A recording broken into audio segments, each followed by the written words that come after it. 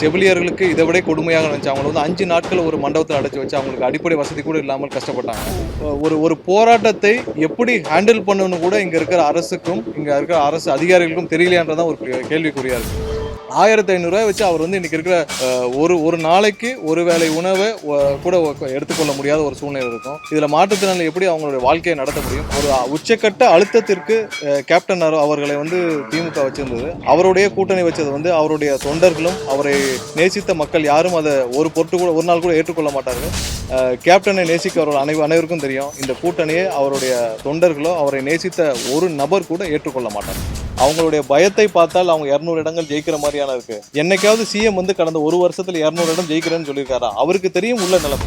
ஆட்சிக்கு வரமாட்டேன்னு சொல்றாரு, ஆட்சி எனக்கு வேணான்னு சொல்றாரு, எனக்கு எந்த பதவியும் வேணான்னு சொல்றாரு, நாங்க கவர்மெண்ட்டையும் வேணான்னு சொல்றாரு. எதுக்கு கட்சி நடத்துறாருன்னு தெரியல. கடந்த 2 நாட்களாக மாற்றுத்திறனாளிகளை வந்து அவங்க வந்து கடந்த 5 ஆண்டுகளாக ஒரு நியாயமான கோரிக்கை எடுத்து 5 வருஷமா போராடிட்டு வராங்க.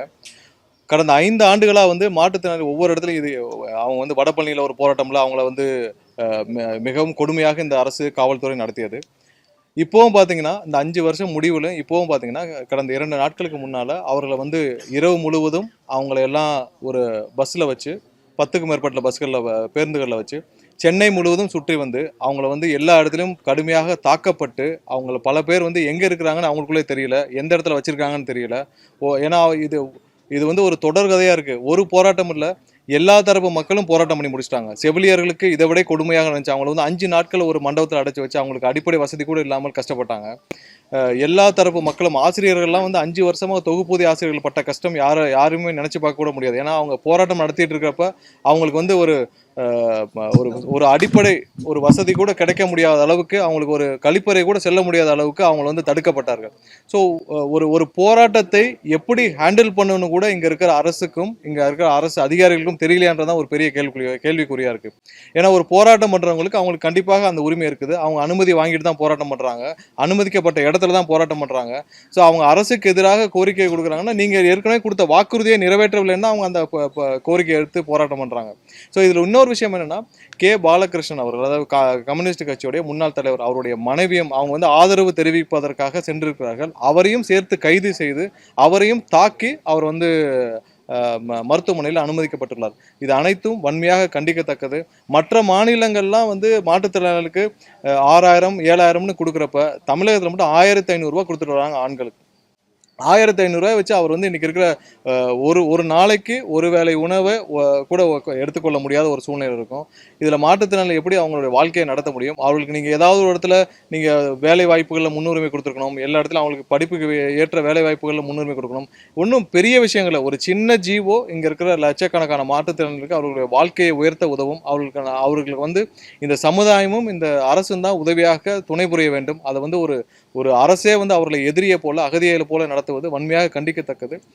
கண்டிப்பாக இந்த அரசும் இந்த அரசை இந்த மாதிரி செயல்களை செய்து வரும் அதிகாரிகளும் கண்டிப்பாக திருந்த வேண்டும். ஏன்னா ஒரு போராட்டத்தை நீங்கள் எப்படி கௌரவமாக அதை அனுமதிக்க வேண்டும், அதை எப்படி ஹேண்டில் பண்ணணும்னே நிறைய ப்ரொசீஜர்ஸ் இருக்கு. கண்டிப்பாக கம்யூனிஸ்ட் தோழர்களும் எங்களுடைய கருத்தில் ஒற்று இருப்பார்கள்னு நினைக்கிறோம். ஏன்னா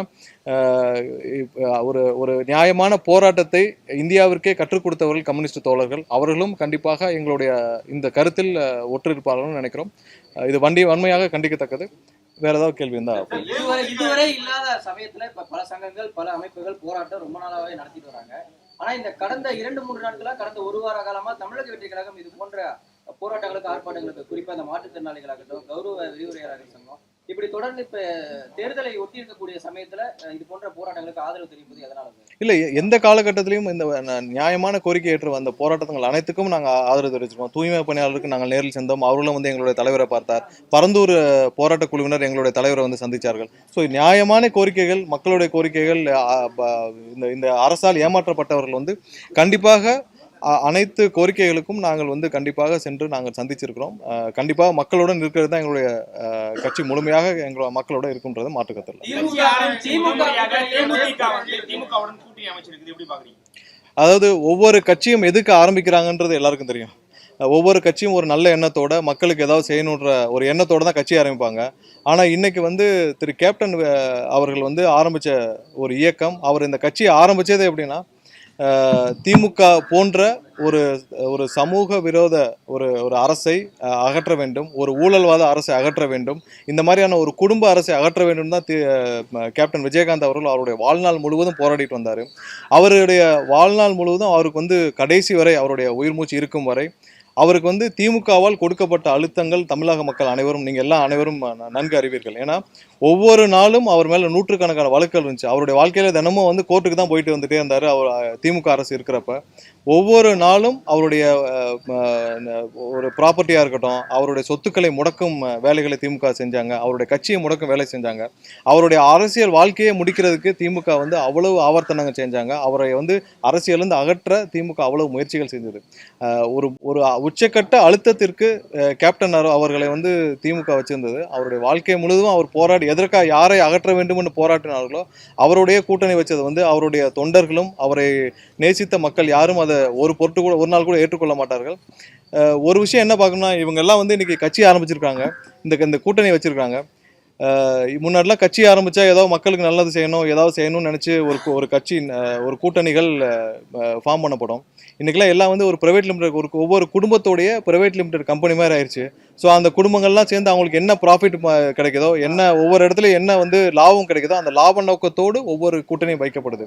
ஸோ இதில் இன்னொரு விஷயம் நம்ம பார்க்க வேண்டிய விஷயம் என்னென்னா, திமுக வந்து ஒவ்வொரு நாளும் சொல்லிட்டு இருக்காங்க வலுவான கூட்டணியில் இருக்கிறோம், வலுவான கூட்டணியை வச்சிருக்கிறோம்னு சொல்லிட்டு. இவ்வளவும் இருந்தும் இன்னமும் அவர்கள் வந்து கீழே இறங்கி சென்று, அதாவது யாரை கேப்டன் அவர்களை பார்த்து பயந்து கேப்டன் அவர்களை அரசியலிருந்து அகற்ற ஒவ்வொரு நாளும் போராடிய திமுக வந்து இன்னைக்கு கீழே இறங்கி போய் அதே தேமுதிகவுடன் கூட்டணி வைத்திருப்பது திமுகவிற்கு தோல்வி பயத்தை காட்டுறது. அவர்களுக்கு போன வாரம் 5,000 ரூபாய் அனுபவிச்ச பிறகும் அவர்களுக்கு நம்பிக்கை வரவில்லை, இன்றும் நம்பிக்கை வரவில்லை. இப்போவும் சொல்றோம், இன்னமும் திமுகவிற்கு தெரியும் அவர்கள் எந்த 34 தொகுதிக்கு மேல இந்த கூட்டணி தாண்டாது என்பது திமுகவிற்கு நல்லாவே தெரியும். அதனால்தான் ஒவ்வொரு நாளும் பயத்தில் இருக்கும் திமுக கிடைக்கிறவர்களெல்லாம் ஏதாவது ஒரு ஆதாயத்தை, ஏதாவது ஒரு நம்பிக்கையை கொடுத்து அவருடன் கூட்டணி வைத்துக் கொண்டிருக்கிறார்கள். இது மக்கள் எல்லாருக்கும் தெரியும். கேப்டனை நேசிக்கிறவர்கள் அனைவருக்கும் தெரியும். இந்த கூட்டணியை அவருடைய தொண்டர்களோ அவரை நேசித்த ஒரு நபர் கூட ஏற்றுக்கொள்ள மாட்டார்கள். குற்றச்சாட்டுகள் முன் வச்சீங்க, தேமுதிக வந்து திமுக அழிக்க நினைச்சது அப்படின்னீங்க, வழக்குகள் தொடரப்பட்டுச்சுன்னு சொன்னீங்க. ஆனாலும் இது எந்த குற்றச்சாட்டுமே பிரேமலதா அவர்கள் சொல்லல. அவங்க நீ செய்தியாளர் சந்திப்புல சொல்லும் போது கூட நாங்க வந்து அரசியல்ல வந்து எதிர்காலத்துல இருந்தாலும் நாங்க ஒரு குடும்பமா தான் இருந்தோம், அதாவது செஞ்சு வச்சது கலைஞர் தான் சொல்றாங்க. அம்மையார் பிரேமலதா அவர்கள் வந்து இதுக்கு முன்னாடி நிறைய பேசியிருக்காங்க, நிறைய கூட்டங்களில் பேசியிருக்காங்க, நிறைய பிரச்சாரங்களில் பேசியிருக்காங்க. கேப்டன் அவர்கள் எவ்வளோ கஷ்டப்பட்டாருன்னு அவங்க பல பிரச்சாரங்களில் பேசியிருக்காங்க. அவர்கள் பேசினதே தான் சாட்சியாக இருக்குது. நம்ம ஒன்றும் புதுசாலாம் சொல்லலை. ஒவ்வொரு நாளும் அவர் கேப்டன் விஜயகாந்த் அவர்கள் எவ்வளவு தூரம் கஷ்டப்பட்டார், அவருடைய கட்சி எவ்வளோ கஷ்டப்பட்டுச்சு, அவருடைய அரசியல் வாழ்க்கையை அவர் வந்து பொது வெளியில் அவர் எவ்வளவு தூரம் வந்து அவர் அவமதிக்கப்பட்டார், அவர் ஈவன் தாக்கப்பட்டார், பல இடத்துல தாக்குதல் முயற்சி அவர் மீது நடந்தது. ஒவ்வொரு நாளும் கோர்ட்டில் தான் அவருடைய வாழ்க்கையை கழிச்சார். ஸோ அவர் எவ்வளோ கஷ்டப்பட்டார்ன்றது எல்லாருக்குமே தெரியும். அது அவங்களே வந்து பல மேடைகளில் சொல்லியிருக்காங்க. இந்த கூட்டணி, அதாவது இவர்கள்லாம் சேர்ந்து ஒரு கூட்டணி மேடையில் உட்கார்றப்ப மக்களுக்கு எப்படி தெரியுன்றதான் அவங்களுக்கு இன்னும் புரிஞ்சு கொள்ளலை. இன்னும் மக்கள் வந்து இவங்க மாதிரி ஒன்று 25 கட்சியை சேர்த்து நீங்கள் ஒரு கூட்டணி ஃபார்ம் பண்ணுறது ஒரு பெரிய விஷயம் இல்லை. 25 பேர் இருந்தாலும் மக்கள் உங்களை ஒரு பொருட்டாவது நம்பணுன்றது தான். இந்த மாதிரியான ஒரு தலைவர்கள் எல்லாம் சேர்ந்து ஒரு மேடையில் இருந்தாலும் கண்டிப்பாக 1% கூட உங்களை மக்கள் நம்ப மாட்டார்கள் என்பதை தான் இந்த இப்போ இருக்கிற சூழ்நிலை காட்டுது. இதுவரை தமிழக வெற்றி கழகம் என்ற கட்சி இல்லை இது கடந்த தேர்தலாம். ஆனால் இப்போ இருக்கும் காரணத்தினால் மக்கள் அனைவருக்கும் மாற்றம் கிடைக்கும் என்ற நம்பிக்கை இருக்கிற காரணத்தினால்தான் இவர்கள் என்ன பண்ணாலும் முன்னாடிலாம் ஏற்றுக்கொள்வார்னு நினைச்சாங்க. ஆனா இப்போ அந்த சினாரியோல கண்டிப்பாக இவர்கள் மக்கள் வந்து ஒரு நாளும் ஏற்றுக்கொள்ள மாட்டாங்க. டிஸ்கஸ் பண்ணிட்டு தான் நாங்க பண்றோம், கடைக்குடியில் இருக்க தொண்டர்களா இருக்கட்டும், நிர்வாகிகளா இருக்கட்டும், ஆலோசிச்சுட்டு தான் நாங்க இந்த முடிவுக்கு வந்திருக்குன்னு சொல்றாங்க. அப்ப அவங்க கட்சி, அதாவது குடும்பமால் நடத்தப்படும் கட்சிகள் கண்டிப்பாக எந்த தொண்டரிடம் கன்சல்ட் பண்ணுறது கிடையாது. திமுக எந்த தொண்டர்கிட்ட கன்சல்ட் பண்ணுறாங்க, அவங்களுடைய குடும்பத்தில் இருக்கும் அவருடைய மாப்பிள்ளையிடமோ மகனிடமோ கன்சல்ட் பண்ணுவார்கள். அதே மாதிரி தான் வந்து இன்றைக்கி இருக்கிற தேமுதிகவும் அவங்களுக்கு இருந்த சதவீதம், அதாவது கேப்டன் அவர்கள் இருக்கும் வரை 8% இருந்த ஒரு கட்சி வந்து இன்றைக்கி கொஞ்சம் கொஞ்சமாக கரைஞ்சி 1% கீழே 0.5% கீழே போயிடுச்சு. கண்டிப்பாக சொல்கிறோம், இது எந்த விதத்திலும் அவருடைய தொண்டர்கள் யாரும் ஏற்றுக்கொள்ள மாட்டார்கள். இந்த கூட்டணி முழுவதும் நீங்க களத்துல போன பிறகு தெரியும், இவர்கள் யாரும் மக்கள் முன்னாடி செல்லுபடியே ஆக மாட்டாங்க.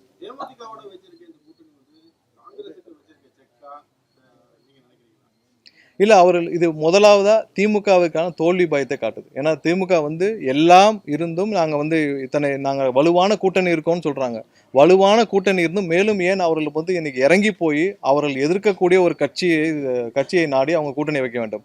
ஸோ அவங்களுக்கு வந்து முழுவதும் அவங்க இந்த தேர்தலில் மக்கள் அவங்க மீது இந்த நம்பிக்கை இழந்துட்டாங்கன்னு தான் இது காட்டுது. இந்த தேர்தலோட திமுக வந்து இந்த கூட்டணி 2011 என்ன மாதிரியான ரிசல்ட் வந்துச்சோ அதே ரிசல்ட் தான் இந்த தேர்தலையும் வரப்போகுது.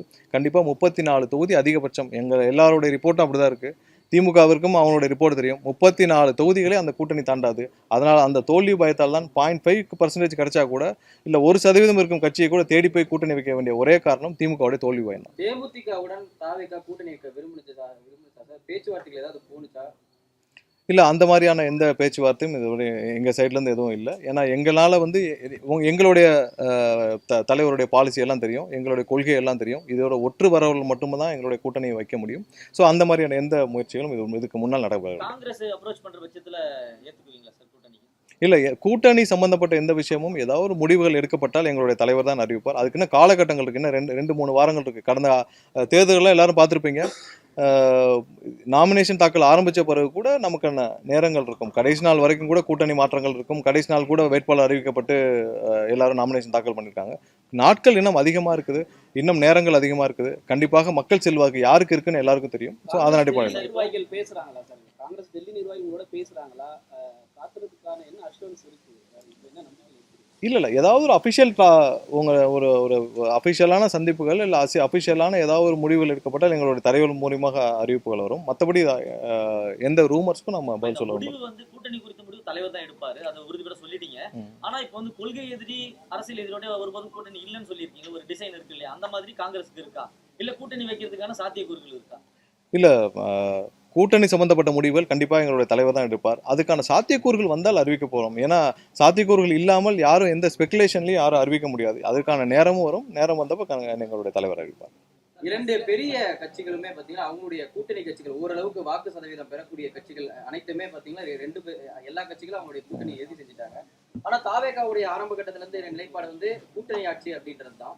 ஸோ இப்போ அப்படி இல்லை, கூட்டணிக்கு எந்த கட்சிகள் வரனாலும் தனித்து போட்டியிடுறதுக்கான எல்லா மனநிலையோட இருக்கீங்களா?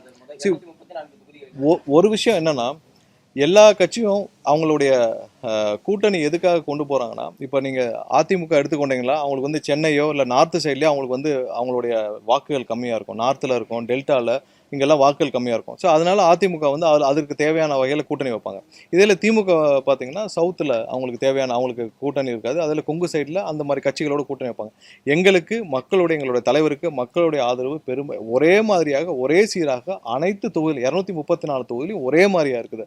கண்டிப்பாக எல்லா இடத்துலையும் ஒரே மாதிரியாக எங்களுக்கு வந்து 25% 38% வரை 40% வரை ஒரே மாதிரியாக எல்லா தொகுதியிலும் ஒரே சீராக இருக்குது. எங்கேயுமே நாங்கள் வந்து குறைவான வாக்குகள் எடுக்கும் பகுதி என்று எதுவுமே கிடையாது. அதனால வந்து நாங்கள் கூட்டணி இந்த மாதிரியான ஒரு கட்சியுடன் கூட்டணி வைத்தால்தான் எங்களுக்கு இந்த வாக்குகள் வேண்டும் என்ற கண்ணோட்டம் இல்லை. கண்டிப்பாக எல்லா மக்களுடைய ஆதரவும் முழுமையாக இருக்கு. எப்பவும் நீங்க கூட்டணி வேவ் எப்படி செட் ஆகும்னா 20% எப்போ ஒரு கட்சி தனிப்பெரும்பாலானோட 20% தாண்டுதோ ஒரே மாதிரியாக தமிழகம் முழுவதும் ஒரே மாதிரியாக இருக்கும். கண்டிப்பாக அது தேர்தல் ஆரம்பித்த பிறகு ஒரு தேர்தல் பிரச்சாரம் ஆரம்பித்த பிறகு அது ஒரு வேவாக கன்வெர்ட் ஆகும். அந்த வேவ் தான் வந்து ஒரு அரசியலையே தீர்மானிக்கும், அந்த எலெக்ஷனே தீர்மானிக்கும். ஸோ அதே மாதிரி தான் இந்த தேர்தலும் இருக்க போகுது. எங்களுடைய எதிர்கட்சியே சொல்லுது 20% நாங்கள் தாண்டி விட்டோம் என்று. ஸோ 20% எல்லா தொகுதியிலையும் தாண்டினப்போ நீங்கள் தேர்தல் அன்னைக்கு வாக்கெடுப்பு அன்னைக்கு போலிங் டே அன்னைக்கு பார்த்தீங்கன்னா இது கண்டிப்பாக 45% மாறி இருக்கும். இன்னைக்கு இருக்கிற நீங்கள் 25 பேர் 30 கட்சிகள் சேர்ந்து கூட்டணி அமைச்சாலும் அது பொருந்தாக கூட்டணியாக இருக்கும். அது ப்ராஃபிட் மார்ஜினாக ஒரு கம்பெனி 4 கம்பெனி சேர்ந்து ஒரு ப்ராஃபிட் மார்ஜினுக்கு கூட்டணி வச்ச மாதிரி இருக்கும். அதை எதுவும் மக்கள் ஏற்றுக்கொள்ள மாட்டார்கள். கண்டிப்பாக தனிப்பெரும்பான்மையோட எங்களுடைய கட்சி வந்து ஆட்சி அமைக்க அளவுக்கு சீட்டுகள் இருக்கும். இல்லை அந்த மாதிரி எதுவும் இல்லை.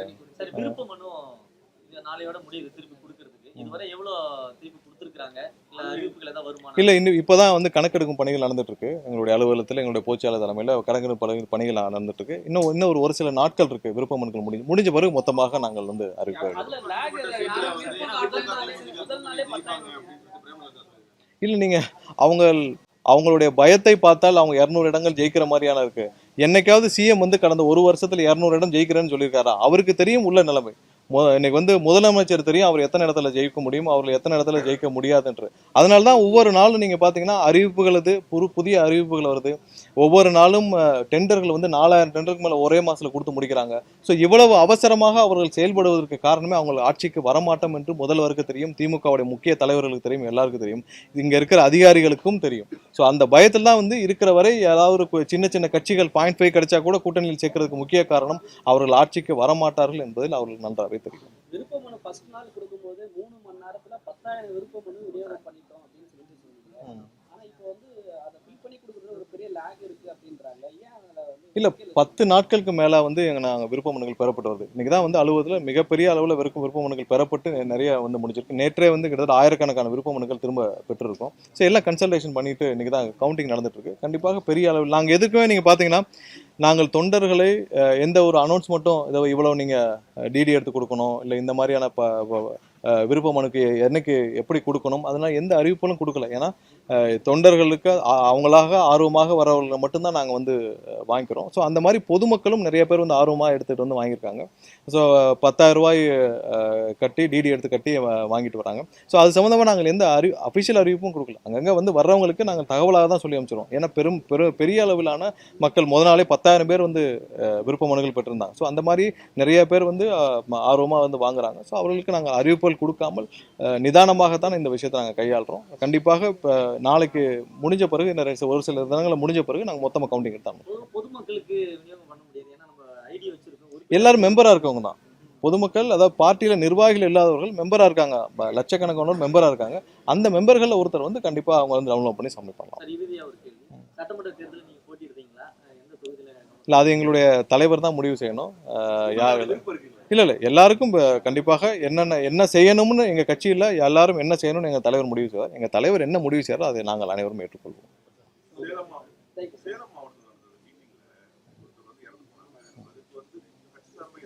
இல்லை கட்சி சார்பாக எங்களுடைய நிர்வாகிகள் எல்லாரும் உடன் இருந்தாங்க, எல்லாரும் கூட இருந்தால் எல்லாரும் கடைசி நாள் வரை இருந்தோம். இப்போவும் அவங்களுடைய குடும்பத்துடன் தொடர்பு கொண்டு அவங்களுக்கு தேவையான உதவிகள் நாங்கள் செஞ்சுட்டு வரோம். இல்லை அடுத்த மாநாடுகளுக்கு ஒவ்வொரு மாநாடுகளுக்கும் நாங்கள் எவ்வளவு உச்சகட்டமாக எவ்வளவு வந்து பொதுமக்களுக்கு பாதுகாப்போடு இருக்க முடியுமோ அதெல்லாம் கருத்தில் கொண்டு தான் நாங்கள் எங்களுடைய மாநாடுகள் வச்சுட்டு இருக்கோம். ஸோ அடுத்த இதுலேயும் வந்து நடக்க போகிற மாநாடுகள்லையும் இதெல்லாம் கருத்தில் கொண்டு தான் பண்ணிட்டு இருக்கோம். நாங்கள் வந்து 5000க்கு கீழே தான் எங்களுடைய கூட்டங்களுக்கு ஏற்பாடு செய்யறதுக்காக திட்டமிட்டு இருக்கோம். எவ்வளவுக்கு எவ்வளோ பொதுமக்களுக்கு பாதுகாப்பாக அவர்களுக்கு பாதுகாப்பான சூழலோடு செய்யணுன்றதான் எங்களோட ஒரே விருப்பம். கண்டிப்பாக அதெல்லாம் கருத்தில் கொண்டு தான் கேட்டீங்களா சார்? இப்போ சேலமா இருக்கட்டும், பாண்டிச்சேரியா இருக்கட்டும், இதுக்கு முன்னாடி எங்க ஈரோட்ல பண்ண இது எல்லாம் நம்ம வந்து அனுமதி கேட்ட மாட்டோம். அனுமதி இல்லை எல்லா இடத்துலையும் நாங்கள் உங்களுக்கு தெரியும் எங்களுக்கு அனுமதிக்கு என்ன பிரச்சனை இருக்குன்னு. இடம் கிடைக்கிறதே எங்களுக்கு பெரிய பிரச்சனை. எந்த இடத்துலையும் நாங்கள் போய் கேட்டோம்னா அடுத்த நாளே திமுக அரசுடைய ப்ரெஷர் காரணமாக அடுத்த நாளே கொடுக்கலாம் பண்ணுவாங்க. எங்கெங்கெல்லாம் எங்களுக்கு இடம் கிடைக்குதோ அது பெரிய பிரச்சனை. அதுக்கப்புறம் அனுமதி அடுத்த பிரச்சனை. ஸோ இதெல்லாம் கருத்தில் கொண்டு தான் வரும். அனுமதி கிடைக்கிற பட்சத்தில் சொல்லுங்க.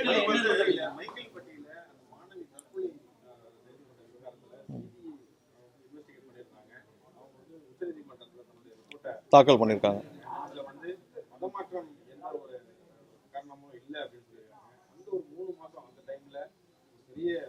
இல்லை கண்டிப்பாக அந்த மைக்கேல்பட்டி பிரச்சனையில் கண்டிப்பாக ஒரு தவறான பிரச்சாரத்தை செய்த திரு அண்ணாமலை அவர்கள் கண்டிப்பாக பொதுமக்கள் தமிழக மக்களிடம் மன்னிப்பு கேட்க வேண்டும், சிறுபான்மையினர் மக்களிடம் மன்னிப்பு கேட்க வேண்டும். அது இல்லாமல் அங்கே வந்து ஒரு சிஸ்டர் வந்து கைது செய்யப்பட்டார்கள் இது சம்பந்தமாக.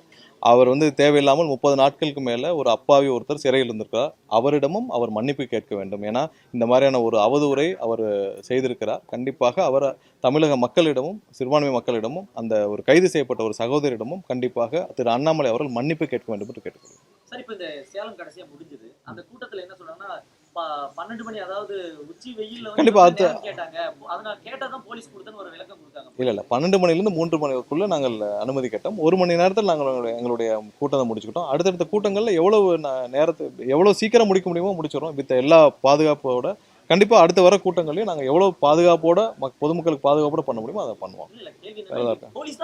வேற ஏதாவது இருக்கா? இல்ல நாங்கள் கேட்ட நேரங்கள் தான். சீமானிடம் வந்து தாவேகாவுடைய கூட்டணி போவீங்களா அப்படின்னு சொல்லி கேட்டதுக்கு, தம்பி கூப்பிட்டு அண்ணன் போக கூடாது, அண்ணன் கூப்பிட்டாதான் தம்பி வரணும் அப்படின்ற மாதிரி சொல்லியிருக்காரு. ஒருவேளை அப்படி சீமான் நாம் தமிழர் கட்சி தாவேகாவுக்கு கூட்டணி அழைச்சா பேச்சுவார்த்தைக்கு தயாரா இருக்கீங்க? இல்ல சீமானை பத்திலாம் நாம் பேச வேண்டாம். அவரே வந்து 17 வருஷமா கட்சி நடத்திட்டு இருக்காரு. 18 வருஷமா எதுக்கு கட்சி நடத்துறாருன்னு தெரியல. ஆட்சிக்கு வரமாட்டேன்னு சொல்றாரு. ஆட்சி எனக்கு வேணான்னு சொல்றாரு. எனக்கு எந்த பதவியும் வேணான்னு சொல்றாரு. நாங்க கவர்மெண்ட்டையும் வேணான்னு சொல்றாரு. எந்த நோக்கத்துக்குமே இல்லாம, எந்த இன்ட்ரெஸ்ட்டுமே இல்லாம எதுக்கு கட்சி நடத்துறாருன்னு தெரியல. அவர் சும்மா டைம் பாஸ்க்கு நடத்திட்டு இருக்காரு. அவருக்கு ஒரு பிளாட்ஃபார்ம் ஒன்று ஒவ்வொரு ஊர்லயுமே பேசுறதுக்கு, அந்த பிளாட்ஃபார்முக்காக அவர் கட்சி நடத்திட்டு இருக்காரு. அவர் சொல்றதெல்லாம் நம்ம பெரிய சீரியஸ் எடுத்துட்டு இருக்க தேவையில்லை. அவருடைய பிரசன்ஸ், அவருக்கு ஒரு பிளாட்ஃபார்ம், ஒவ்வொரு நாளையும் கட்சியில போய் மேடையில போய் ஏதாவது பேசணுன்றக்காக அவருக்கு ஒரு பிளாட்ஃபார்ம் தேவைப்படுது. அதுக்கு ஒரு கட்சி தேவைப்படுது. அதுக்காக அவர் கட்சி நடத்திட்டு இருக்காரு.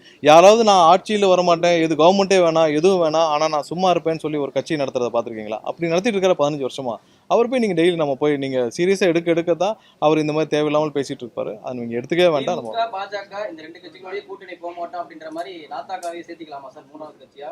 அவங்க கூட தாவேகா கூட்டணி போகாதுன்றது உறுதியா எடுத்து இல்ல, நீங்க கூட்டணிங்கிறது மக்கள் ஃபர்ஸ்ட் ஏத்துக்கணும். நீங்க 50 கட்சி கூட கூட்டணி வச்சுக்கோங்க, மக்கள் ஏத்துக்கணும்ல. நீங்க எதுக்காக நீங்க ஒரு அரசியல் கட்சி ஆரம்பிச்சிருக்கோம், எதுக்கு நம்ம ஒரு எலெக்ஷனை சந்திக்கணும்னு இருக்குல்ல.